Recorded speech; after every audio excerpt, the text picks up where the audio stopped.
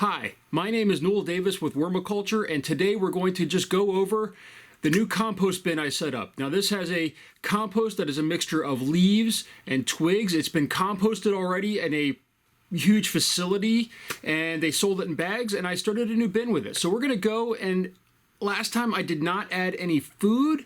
It was just cardboard, worms, with some bedding material, and then the compost. And I added since then some coffee grounds, but it really needs, I think, an upshot of food.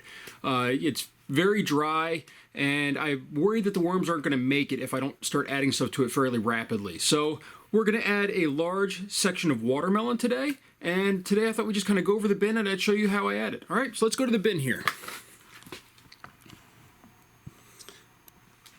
All right, as you can see, the watermelon off to the side here, and here's our bin. So, as I've said, I've been adding coffee grounds to it. I have quite a bit of coffee that I drink every day, and now you can see some of the worms kind of actually are already in this compost here. It's a little bit dry, but you can see some of the worms moving around in here. So we're just going to grab all these, kind of move them off to the side now. We're going to dig in here, and you can see, look at that, look at all the worms in here. There's actually a lot of worms in this compost already, and it's actually a little bit more moist than I thought. I thought it would be a lot drier than this. It's still dry, but it's not as dry as I thought it would be.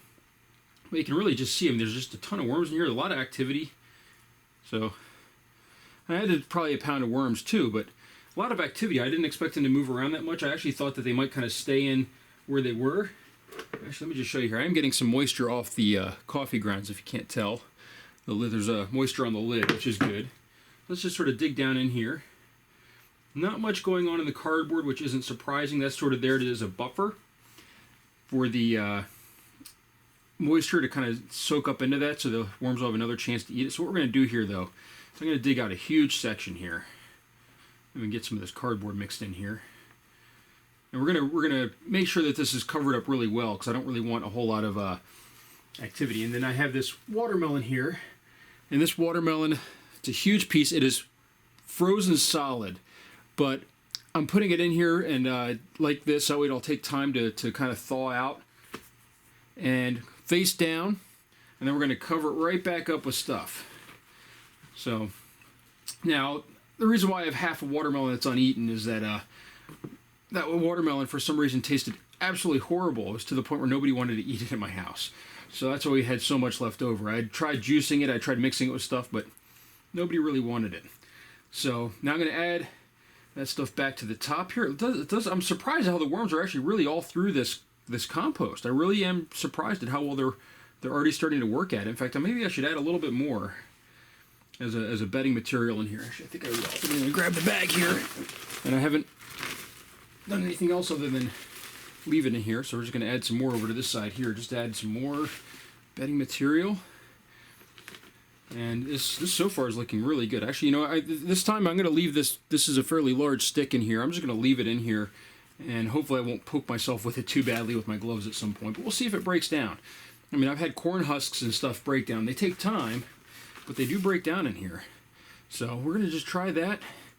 And again, this is pretty dry material. I mean, it just flakes right apart.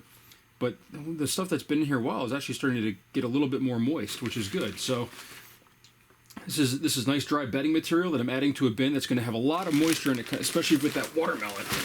And we'll see how well this works. We'll probably come back in like a week or two, and we'll see. Shoot, let's not unbury it now that we just put it in there. So there we go. Nicely covered. I will say I'm not seeing any bugs in this bin.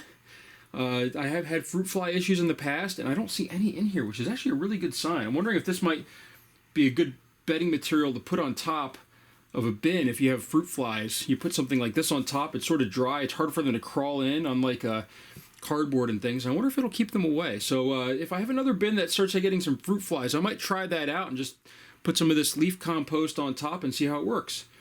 But that's my update for today, and I hope you enjoyed. And please click like and subscribe to my channel. Thank you.